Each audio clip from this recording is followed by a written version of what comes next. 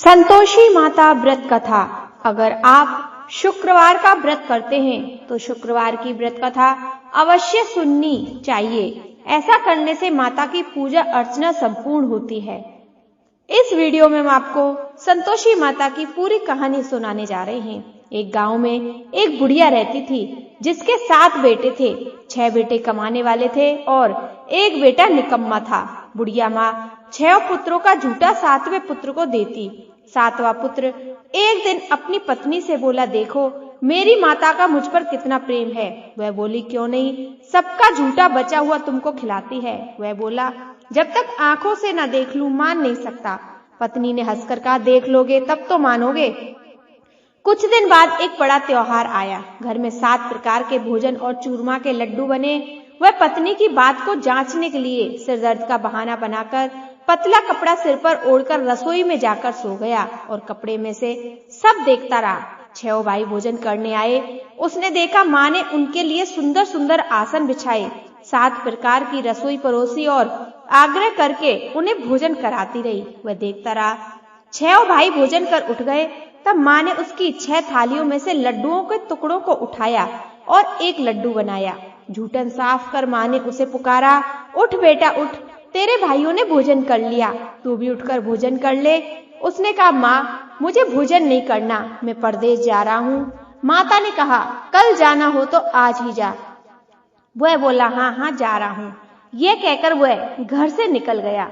चलते समय उसे पत्नी की याद आई। वह गौशाला में कंडे थाप रही थी। वहां जाकर वह बोला, मेरे पास तो कुछ नहीं, यह अंगूठी है सो ले लो और अपनी कोई निशानी मुझे दे दो। वह बोली, मेरे पास क्या है, यह गोबर भरा हाथ है। यह कहकर पत्नी ने उसकी पीठ पर गोबर के हाथ की छाप मार दी। वह चल दिया। चलते चलते दूर देश में पहुंचा। वहां एक साहूकार की दुकान थी। वहां जाकर बोला, सेठ जी मुझे नौकरी पर रख लो। साहूकार को नौकर की सख्त जरूरत थी। साहूकार ने कहा, काम देखकर तनख्वाह मिलेगी। उसने कहा, सेठ जी जैसा आप ठीक समझे। उसे साहूकार के यहाँ नौकरी मिल गई। वह वहां दिन रात काम करने लगा। कुछ दिन में दुकान का लेन देन, हिसाब किताब, ग्राहकों को माल बेचना, सारा काम करने लगा। साहूकार के 7-8 नौकर थे। वे सब चक्कर खाने लगे, लेकिन उसने अपनी लगन, परिश्रम और ईमानदारी से सभी को पीछे छोड़ दिया। उसे अपने किए का फल मिला। सेठ ने भी उसका काम देखा और 3 महीने में ही उसे मुनाफे में साझीदार बना लिया। परिश्रम करते करते 12 वर्ष में ही वह नगर का नामी सेठ बन गया और सेठ अपना सारा कारोबार उस पर छोड़कर बाहर चला गया। उधर उसकी पत्नी पर क्या बीती वह सुने। सास ससुर उसे दुख देने लगे। गृहस्थी का काम करवाकर उसे लकड़ी लेने जंगल में भेजते। इस बीच घर की रोटियों के आटे से जो भूसी निकलती उसकी रोटी बनाकर रख दी जाती और फूटे नारियल की नरेली में पानी दिया जाता। इस तरह दिन बीतते रहे। एक दिन जब वह जंगल में लकड़ी लेने जा रही थी तब उसे रास्ते में बहुत सी स्त्रियां संतोषी माता का व्रत करती दिखाई दी। यह वहां खड़ी होकर पूछने लगी, बहनों ये तुम किस देवता का व्रत करती हो और इसके करने से क्या फल मिलता है? इस व्रत के करने की क्या विधि है? यदि तुम अपने इस व्रत का विधान मुझे समझाकर कहोगी तो मैं तुम्हारा बड़ा एहसान मानूंगी। उसमें से एक स्त्री बोली, सुनो यह संतोषी माता का व्रत है। इसके करने से निर्धनता, दरिद्रता का नाश होता है, लक्ष्मी आती है, मन की चिंताएं दूर होती हैं, मन प्रसन्न होता है और शांति मिलती है। निपुति को पुत्र मिलता है। प्रीतम बाहर गया हो तो वह शीघ्र लौट आता है। कुंवारी कन्या को मनपसंद वर मिलता है। चलता मुकदमा खत्म हो जाता है। कलह कलेश की निवृत्ति हो, मुख शांति होती है। घर में धन जमा हो, धन जायदाद का लाभ होता है तथा और भी मन में जो कुछ कामना हो सब संतोषी माता की कृपा से पूरी हो जाती है, इसमें संदेह नहीं। वह पूछने लगी, यह व्रत कैसे किया जाता है, यह भी बताओ तो बड़ी कृपा होगी। वह स्त्री कहने लगी, बिना परेशानी, श्रद्धा और प्रेम से जितनी भी बन सके प्रसाद लेना, 5.25 सेवे से 5.25 आने तथा इससे भी ज्यादा शक्ति और भक्ति के अनुसार गुड़ और चना ले। हर शुक्रवार को निराहार रहकर कथा कहना, सुनना, लगातार नियम पालन करते रहना। सुनने वाला कोई ना मिले तो घी का दीपक जलाकर उसके आगे जल के पात्र को रखकर कथा कहना, परंतु नियम ना टूटे। जब तक कार्य सिद्ध ना हो नियम पालन करना और कार्य सिद्ध हो जाने पर व्रत का उद्यापन करना। 3 मास में माता पूरा फल प्रदान करती है। यदि किसी के ग्रह खोटे हो तो भी माता 1 वर्ष में अवश्य उसको अनुकूल करती है। कार्य सिद्ध होने पर भी उद्यापन करना चाहिए, बीच में नहीं। उद्यापन में 2.5 सेर आटे का खाजा तथा इसी अनुसार खीर तथा चने का साग बनाना।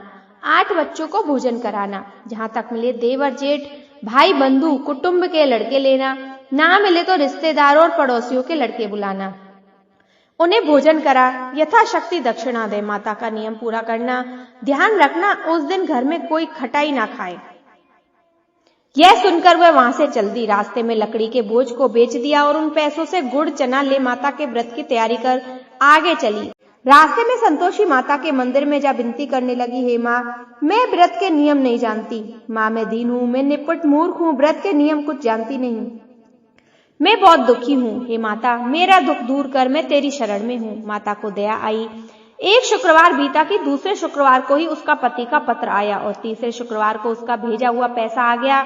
यह देखकर जेठानी मुंह सुकोड़ने लगी। इतने दिनों बाद इतना पैसा आया, इसमें क्या बड़ाई है। लड़के ताने देने लगे। काकी के पास अब पत्र आने लगे, रुपया आने लगे। अब तो काकी की खातिर बढ़ेगी। अब तो काकी बुलाने से भी नहीं बोलेगी।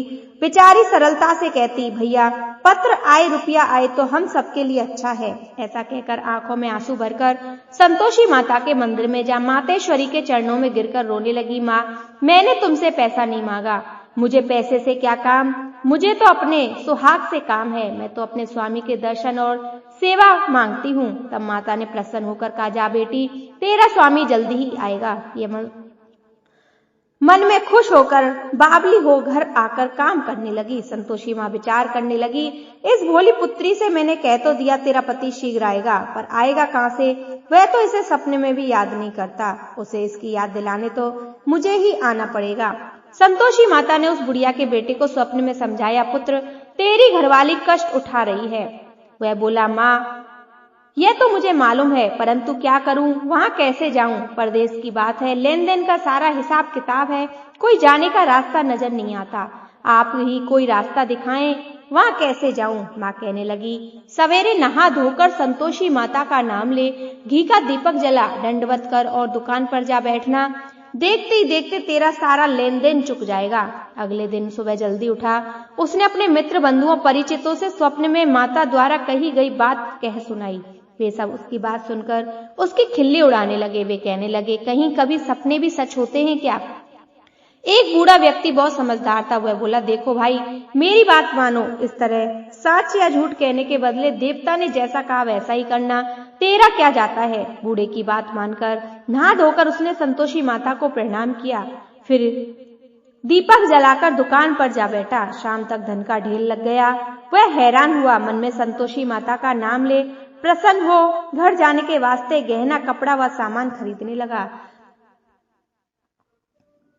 सब काम से निपट घर को रवाना हुआ। उधर उसको पत्नी जंगल में लकड़ी लेने गई। लौटते वक्त थक जाने के कारण संतोषी माता के मंदिर पर विश्राम करने बैठ गई। यह तो उसका रोज रुकने का स्थान था।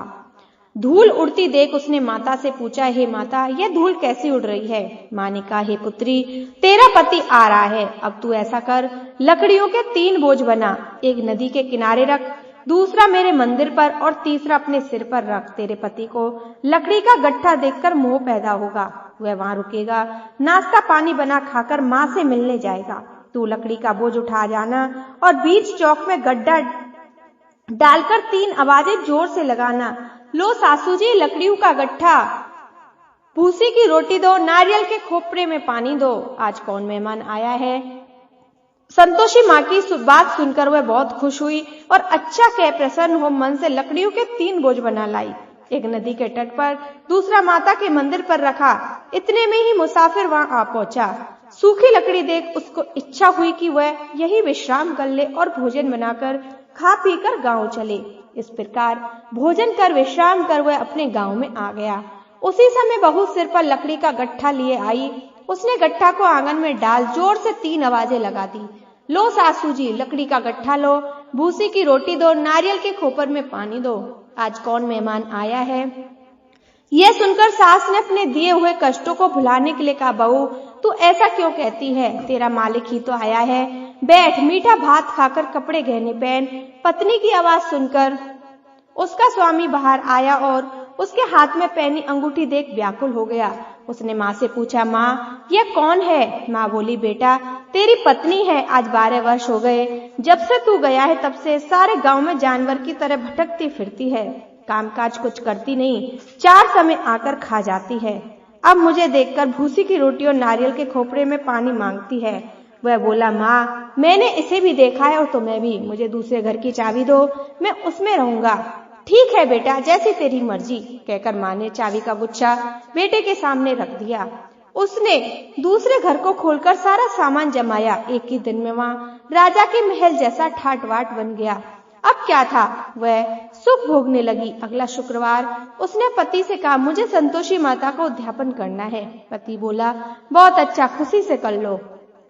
वह उद्यापन की तैयारी करने लगी।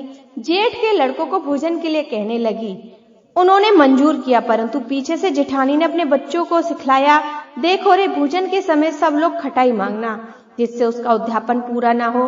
लड़के भोजन करने आए, खीर पेट भरकर खाई, परंतु बात याद आते ही कहने लगे, हमें कुछ खटाई खाने को दो, खीर खाना हमें भाता नहीं, देखकर आरुचि होती है। लड़के उठ खड़े हुए बोले, पैसे लाओ।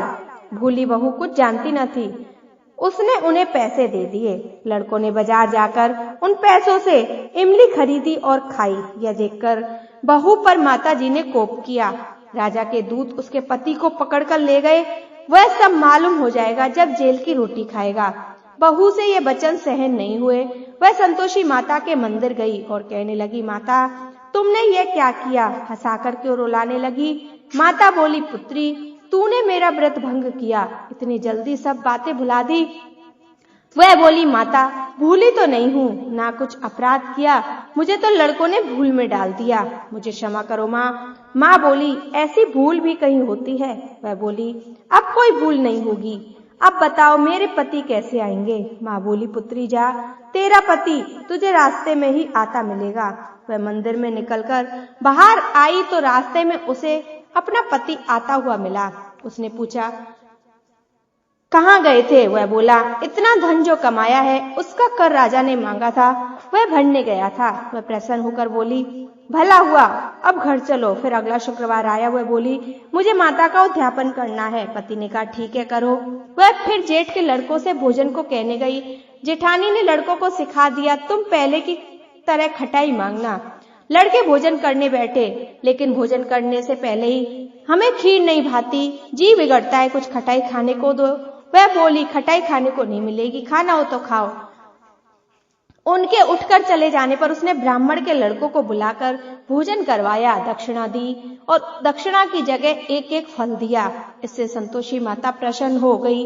माता की कृपा से 9 माह बाद उसको चंद्रमा के समान एक सुंदर पुत्र प्राप्त हुआ। पुत्र को देख वह प्रतिदिन संतोषी माता के मंदिर में जाने लगी।